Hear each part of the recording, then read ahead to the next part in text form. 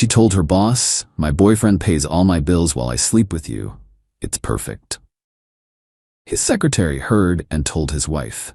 I found out when his wife called me. She got fired, lost our apartment, and had to move back in with her ex-roommate. 3 months ago, I, 28 male, was living with my girlfriend of 4 years, Meredith.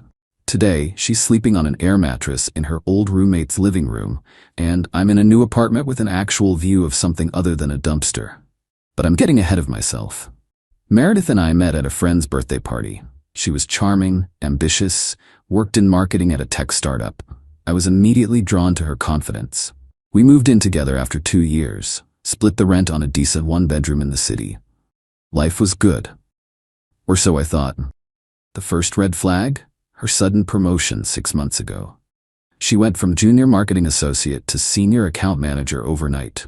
No interview process, no announcement, just suddenly making 30% more money and working directly under the VP of sales, Derek Chen.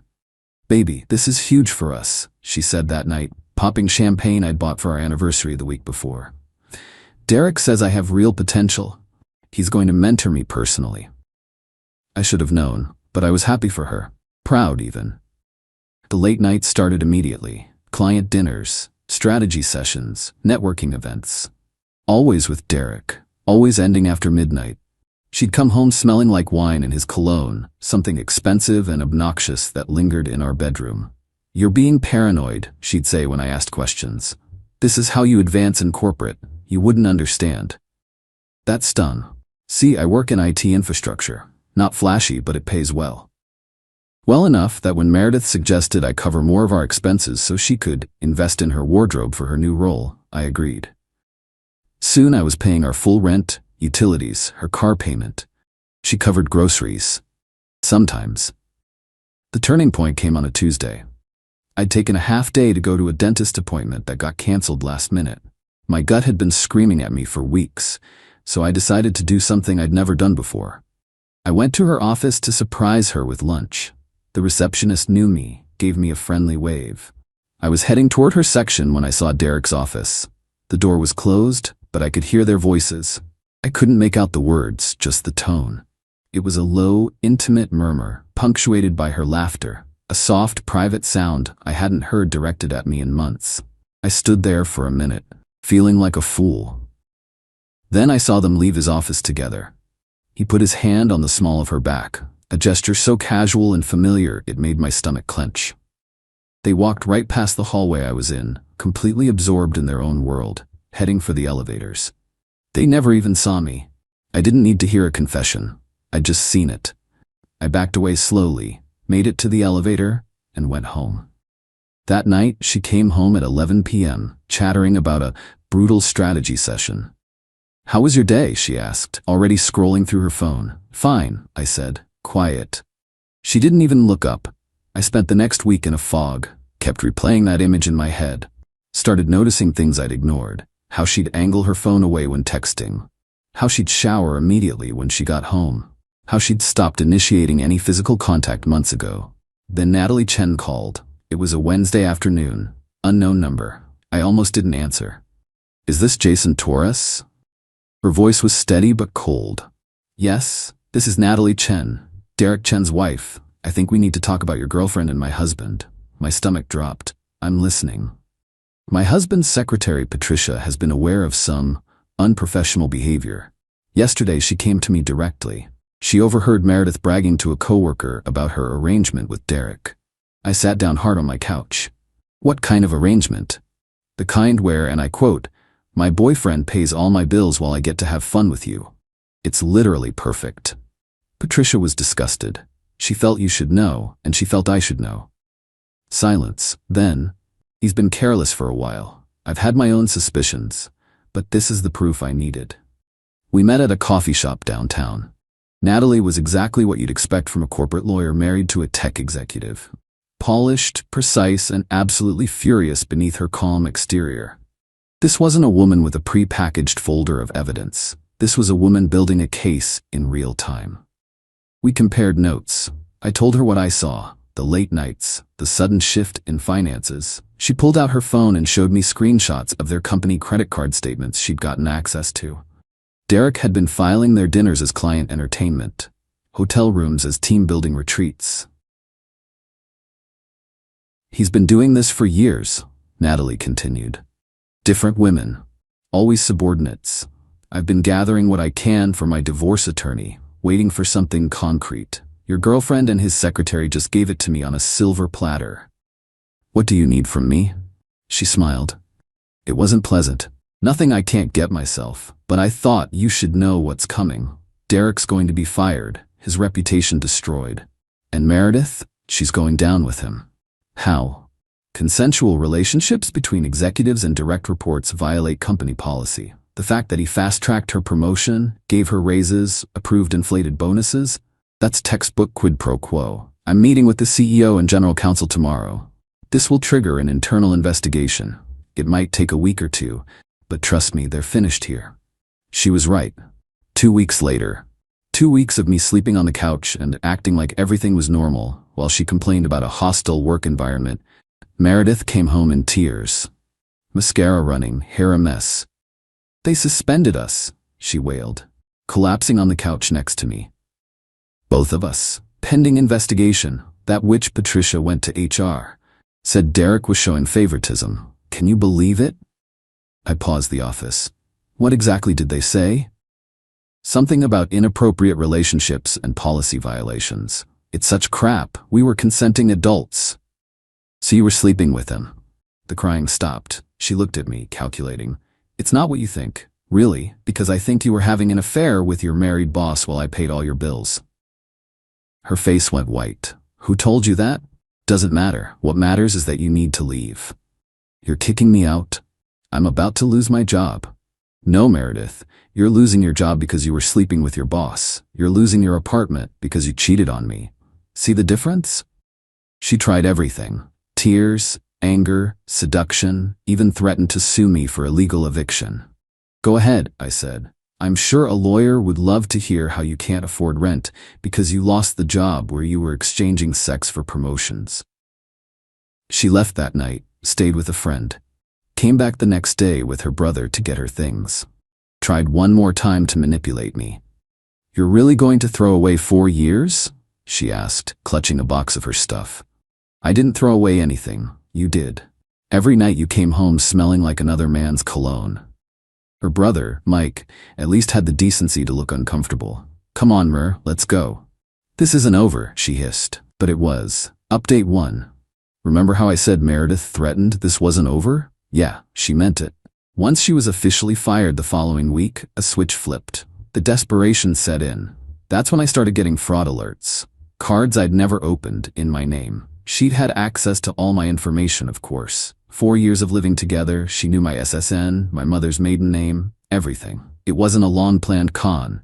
It was a panicked, vengeful spree. I spent days on the phone, filing reports, freezing my credit. The total damage? Almost $30,000 across 6 cards. Then came the smear campaign. Suddenly, our mutual friends were getting texts about how I was abusive and controlling, how I'd kicked her out with nowhere to go after her career was sabotaged. She conveniently left out the affair part. Sarah, one of our mutual friends, forwarded me the messages. Just thought you should see what she's saying, she wrote. For what it's worth, nobody who actually knows you believes this crap. But some did. I lost a few friends, guys I'd known since college who chose to believe her version. It hurt more than I expected. The worst part? She was still texting me, daily, oscillating between begging for another chance and threatening to destroy me. You ruined my life, one text read. Derek's wife took everything in the divorce? He can't even help me now. I didn't realize I was responsible for your boyfriend's divorce, I replied. He wasn't my boyfriend. God, you're so jealous and insecure. This is why I had to find comfort elsewhere. I stopped responding after that. Meanwhile, I was dealing with the apartment. We'd both been on the lease, which didn't expire for 6 months. I could afford it solo, but barely. Started looking for a new place, something actually in my name only. Then I got a call from my landlord. Jason, I need to talk to you about Meredith. My heart sank. What now? She came by yesterday, trying to get a key. Said she was still on the lease and had rights to the apartment. When I refused, she made some allegations. What kind of allegations? that you were holding her belongings hostage, that you'd changed the locks illegally. She threatened to sue me for enabling an illegal eviction. I explained the situation. Sent him the texts where she admitted to the affair, where she'd agreed to move out. He was sympathetic but firm. Look, I like you, Jason. You've been a good tenant. But I can't have this drama. If you want to stay, you need to get her off the lease. Otherwise, I'm not renewing. Getting someone off a lease when they don't want to be? Nearly impossible. Unless... I called Natalie Chen. Jason, how are you holding up? Not great. Meredith's making things difficult. I explained the situation. She listened, then said the magic words, I might be able to help. Turns out, in discovery for her divorce, Natalie had found more evidence. Not just of Derek and Meredith's affair, but of Meredith using the company credit card for personal expenses. Expensive dinners she claimed were client meetings when the clients were actually in different cities. Spa treatments written off as team building. It's corporate fraud, Natalie said simply. The company could press charges. They probably won't. Bad publicity, but Meredith doesn't know that. What are you suggesting? I'm suggesting that Meredith might be more cooperative if she understood the full scope of her situation. I'm not proud of what happened next, but I was tired. Tired of being the nice guy, tired of taking the high road while she tried to destroy my life. I had my lawyer, yes, I had to get a lawyer, contact Meredith's lawyer. Laid out the credit card fraud, the identity theft, the corporate fraud Natalie had uncovered. Made it clear that cooperation on the lease issue would go a long way toward me not pursuing criminal charges. She signed off on the lease the next day. Update 2. So I thought it was over. Meredith was off the lease, I'd found a new apartment, the credit card mess was slowly getting resolved. I was even starting to date again. Nothing serious, just coffee meetings that reminded me there were normal, non-manipulative people in the world. Then Derek Chen showed up at my office. It was a Thursday afternoon. Our receptionist called back, sounding confused. Jason, there's a Derek Chen here to see you, says it's personal. I knew I should have said no, send him away. But curiosity won. He looked rough. The power suit was gone, replaced by jeans and a polo that had seen better days. The cockiness I'd heard in his voice that day in his office was completely absent. 5 minutes, I said, leading him to a conference room. I know you hate me, he started. Good instinct. I deserve that. I deserve worse. But I need your help. I almost laughed. You need my help? That's rich. It's Meredith. She's blackmailing me. Now he had my attention. Explain. The story came out in rushes. After they were both fired, after Natalie took him for everything in the divorce, Meredith had continued to contact him. At first he thought she wanted to continue their relationship. But no. She recorded us, he said, looking sick. Videos, audio, everything. Says if I don't pay her $50,000, she'll release them. Post them everywhere. Send them to any company that might hire me. And you're telling me this why? Because she's probably doing the same to you. Or will, once she's done with me. I leaned back. I never slept with her after I found out. There's nothing to record. From before, when you were together, did she ever? He trailed off, but I got it. My blood ran cold. There had been times, early in our relationship, when she'd been particularly enthusiastic about certain positions that involved her phone being nearby. I'd thought nothing of it then. Even if she does, I said slowly, that's revenge porn. It's illegal. Only if you can prove she posted it. She's not stupid, Jason. She'll use VPNs, fake accounts. By the time you track it down, the damage is done. He was right. I hated that he was right. What do you want from me? Work together. Pool resources. Take her down before she takes us down. I stared at him. This man who'd slept with my girlfriend, who'd helped destroy my relationship, who was now asking for my help. Get out. Jason, get out. He left. But the seed was planted. That night, I went through my devices, checked cloud storage I'd forgotten about, found nothing definitive but enough gaps to make me nervous. I called Natalie again. We'd developed an odd friendship through all this. Bonds forged in mutual betrayal. She's escalating, Natalie said after I explained. Classic narcissistic collapse. Lost her job, her home, her financial support. Now she's lashing out. What do I do? Document everything. Every text, every email, every interaction. And Jason, it might be time to be proactive rather than reactive. Meaning? meaning maybe we help Meredith understand that mutually assured destruction works both ways. The plan was simple. Meredith thought she was the only one with leverage. But between Natalie's divorce discovery, my documentation of the credit card fraud, and Patricia's willingness to testify about what she'd overheard, we had a different story to tell. I had my lawyer draft a cease and desist letter. Not just for the harassment, but specifically mentioning the potential distribution of intimate content, made it clear that any such action would result in immediate criminal charges for revenge porn, plus civil suits for the credit fraud and defamation. The key was Patricia. Turns out she'd been documenting Derek's behavior for years, not just with Meredith, but with multiple women. She'd stayed quiet out of fear for her job, but now that Derek was gone, she was ready to talk. "I have emails," Patricia told us over coffee. Derek bragging to other executives about his conquests, including details about Meredith that, well, let's just say they paint a very different picture than the one she's trying to sell. We sent the cease and desist, along with a summary of what Patricia was prepared to testify to. Made it clear that if Meredith pursued her blackmail schemes, she'd be facing a lot more than just revenge porn charges. The response came 2 days later. Not from Meredith, from her lawyer. A negotiated surrender. She'd drop all claims, cease all contact, and destroy any recordings if we agreed not to pursue criminal charges for the fraud. "Take the deal," Natalie advised. "You want this over? Not prolonged." I did. Update 3. It's been 3 months since I signed that agreement. 3 months of blessed silence from Meredith. Here's where everyone landed.